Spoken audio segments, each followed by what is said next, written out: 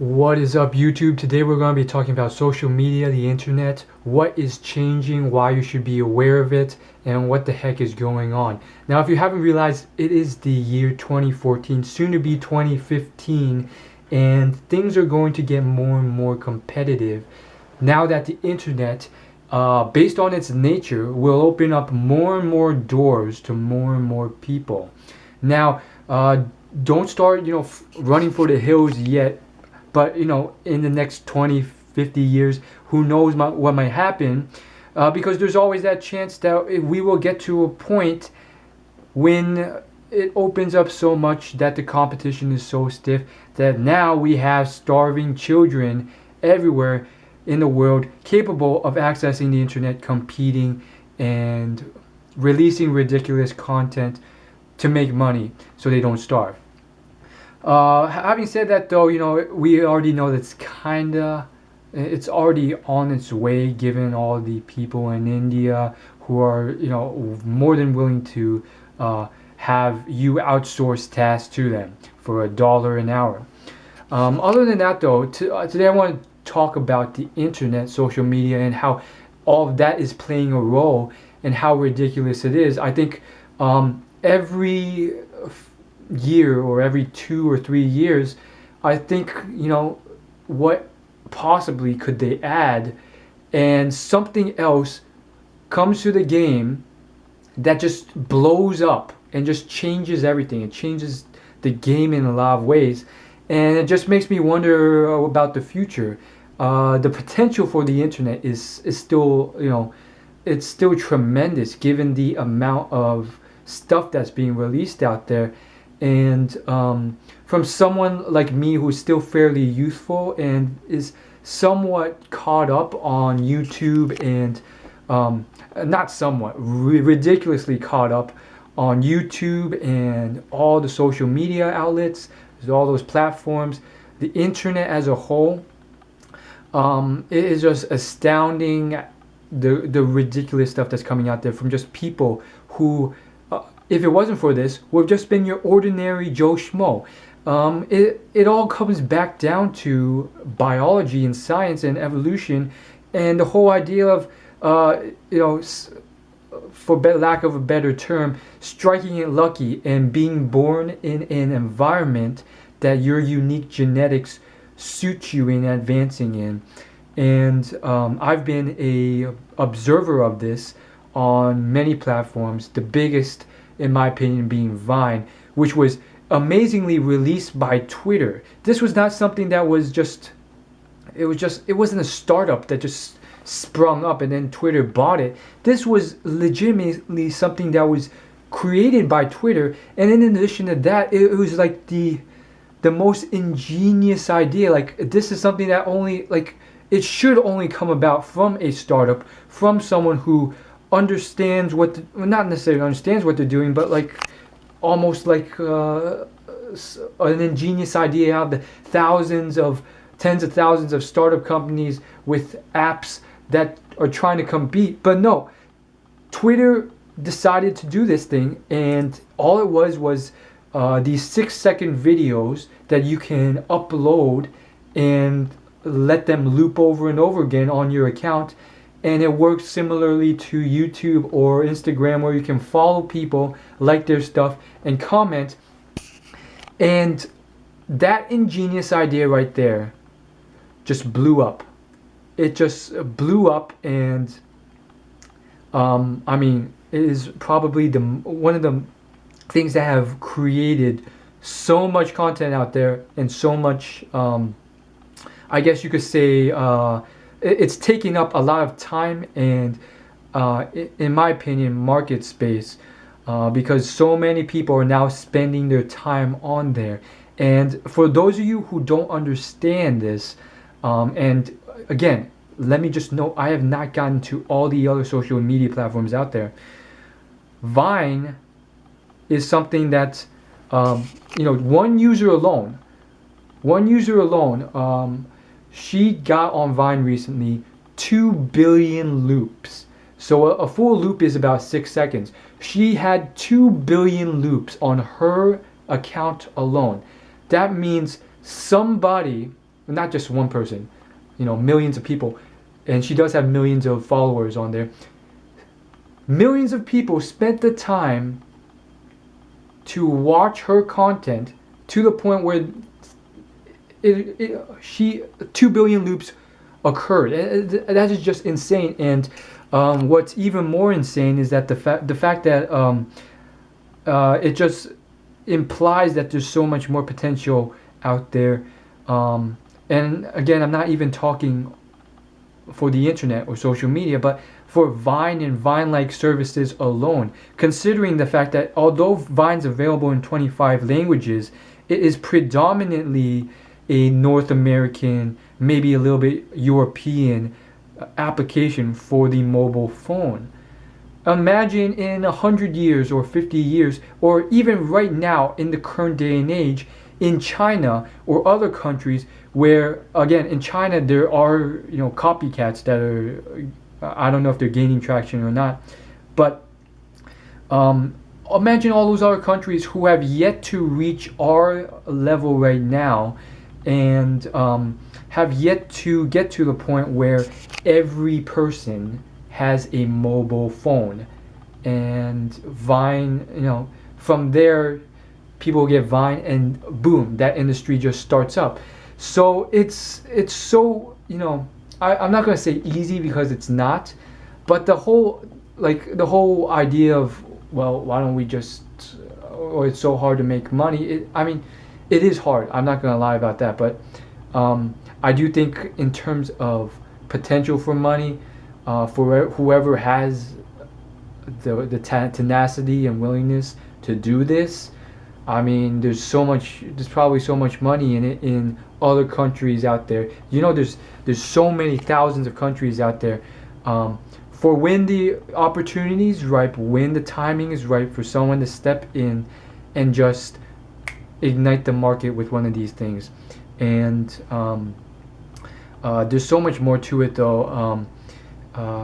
Alibaba, one of the biggest IPOs, it is the biggest IPO in United States history, one of the largest companies to become public. It demonstrated how being a local native in your country, and understanding its culture and changing your platform to suit that culture, and in addition to that, making everything just as good, if not better than your competitor in every way. The biggest selling point for Alibaba versus eBay in China was that Alibaba chose to not make any money until it completely knocked out eBay from the country. When it started off, Alibaba was charging nothing. It was free. It was a free service, completely free, and it had 1% market share, and eBay held 99%, but it charged money. So the differential slowly degraded over about 5 years to the point where eBay had 0% market share, because Alibaba was willing to spend the time to, first off, provide the same service, if not better, free of charge to the customers, while eBay kept harping on about how it had more money, it could do more, it could push its weight. But the whole business model failed because it failed to match its competition in terms of pricing, and lost a lot of customers, and eventually got squeezed out of the market. Well, probably wasn't the only reason, cultural differences that they didn't adapt, on and on and on. But that's one of those things, if you want to take Vine to Czechoslovakia or Madagascar one day when the market is ripe and you're a native, you could do a lot of wonders. I feel like it's one of those problems that Starbucks is trying to do outside of the United States and failing, because of this sort of difference in culture. If they embrace it like KFC has done, or McDonald's, where in different countries they are selling different foods. In China, they don't sell, they sell hamburgers, but the main menu item is something called zhou. It is a staple food. It's like rice soup. They have that in their stores as one of the big items. That sort of adaptability to culture has saved and made KFC prosper and adopt dramatic market share above McDonald's for the last at least 5 to 10 years, since it came to China. That's the ridiculous stuff going on out there. So I've sort of branched away from internet businesses, but back on track with this. The potential out there is tremendous, and I honestly, as Alibaba founder Jack Ma says, I don't know if I completely agree with him, but he says in terms of the internet, it is a 300-mile marathon, and so far, American companies and businesses are on their first. They're at the first 10 miles. Alibaba is at the first 5 miles, but there's a long way to go, and it is somewhat strange to think of it like that, and it's hard to swallow, because ultimately it's like you think like for me and others, we've grown up with the internet and these sort of things for a while now, and we feel like it's slowed down. But when you look at history, 1980s, 1970s, 1990s, the 2000s, and the changes happening on the internet in terms of social media, I don't think I'll have time to get to the other platforms. It's ridiculous. And the sheer competition of all the apps, all the technology, all the websites, everything that's being pushed out every year, and realizing that only like a few of those rise to the top, and even those require a lot of effort to stay on top, and all these ingenious things coming out. There's a lot of junk too, a lot of crap out there. It really makes you think, like, what the heck is going on? What does the future hold in the year 2050, the year 3000, the year 5000, the year 10,000? Obviously we'll all be dead by then, so it's kind of unfortunate, but long story short, it's ridiculous, and I'm excited for the next platform out there. I am very confident and optimistic about the future in terms of new platforms emerging into the market, new websites emerging into the market, and obviously I think the giants like Facebook and Google, those will be very hard to knock down, because Facebook, I think, has created something that they were very smart to do. Same thing with Google, to a point where they cannot be knocked down out of its place like MySpace was, or Dig. But I'm excited to see what the future holds, and I've seen ridiculous stuff coming from Reddit, from Vine, billions of loops, ridiculous stuff. I can't wait to see what the future holds. Snapchat, WhatsApp, ridiculous. WhatsApp was recently bought for $16 billion with its user base of like 1 billion people and growing, and it's charging $1 per year for the app. So it's a lot to be said. As always, like, favorite, comment, subscribe. If you think this video provided you any value, please follow me on social media, especially Twitter. I'm excited to see, and again, for everyone else out there, my best advice, if you want to be one of those kings of social media out there, is to find, first off, there's probably a platform out there that may be good for you already, but another thing you could do is be on the lookout for that next big thing, because it may come in the next year. It may take 3 years, 5 years, but it will come one day on the internet, as it did with YouTube, with Vine, with Twitter, when these things were just out of beta, or they're just brand new and no one used them. And the people who leveraged this immediately from the start really had a huge advantage, because they were able to compete against literally no one, create a lot of great or even decent content, push it out, be at the top of their game, and then just capture a lot of market share and users and viewers by being one of the first and doing it for so long and milking the platform before other people come about. It's the same thing with the internet, same thing with everything, same thing with what Gary Vaynerchuk, entrepreneur, millionaire, did with his wine business, and how he created a, I guess you could call it an empire of wine by getting to Google AdWords first and paying like a few cents to be at the top of Google search for the word wine. And all those thousands of people who searched wine on Google went to him for a few cents. That's like, ridiculous prices to pay. It happens, same thing with email, same thing with Instagram, everything. The first in the field aren't always the best, but because they're putting out the best so far in terms of the competition at the very moment, they start succeeding more and more. But over time, more people will come, more people will adapt, more people will put out greater content, the competition will get stiffer, getting viewers, subscribers, followers gets harder, and growing a following gets harder. And that's not always the case if you still put out bomb content. But again, the bar, especially for something like YouTube, goes up almost every year in my opinion, because of just how open the market is now, how easy and accessible it is for anyone just with a camera in their room to just start throwing out content. And it just opens up the market for a lot more competition, a lot of people with innate potential, innate talent, innate information, knowledge, value, to just throw that out there, produce great content, and compete with people that before are not as good, but because they had that barrier of entry where people couldn't just upload stuff online, things changed. And I think it's a huge game changer that still people are failing to completely realize. Because look at something like television and radio. There's still big things, but when they started out, same thing with email. When those started out, few people used it. There's only a few handful of channels.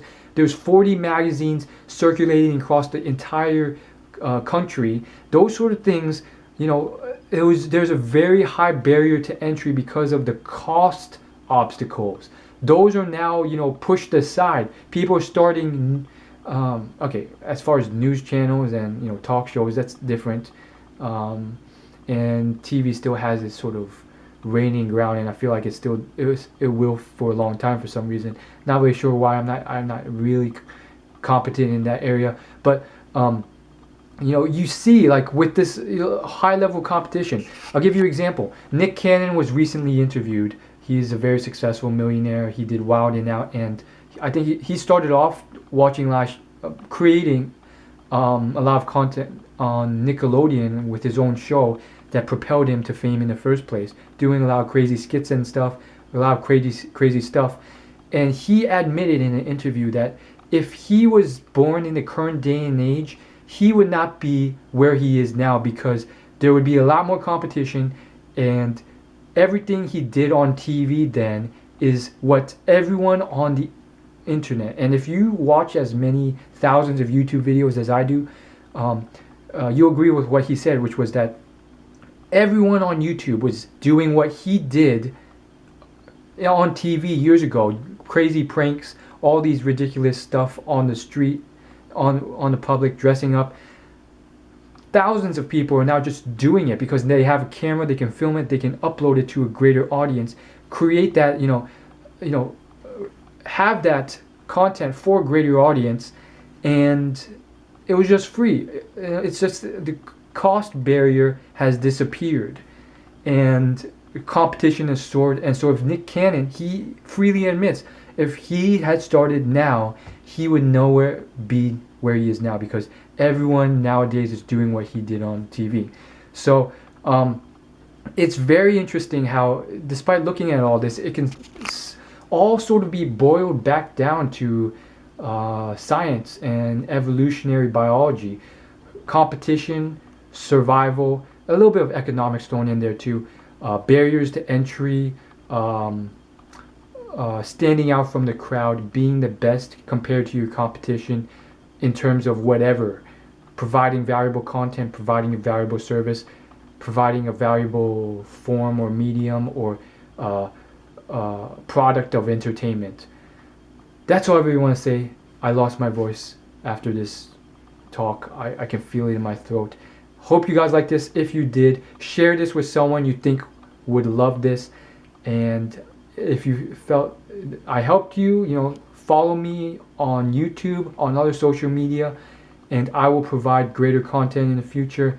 I'll see you guys later. Thanks for watching. And check out my other videos on my channel on YouTube.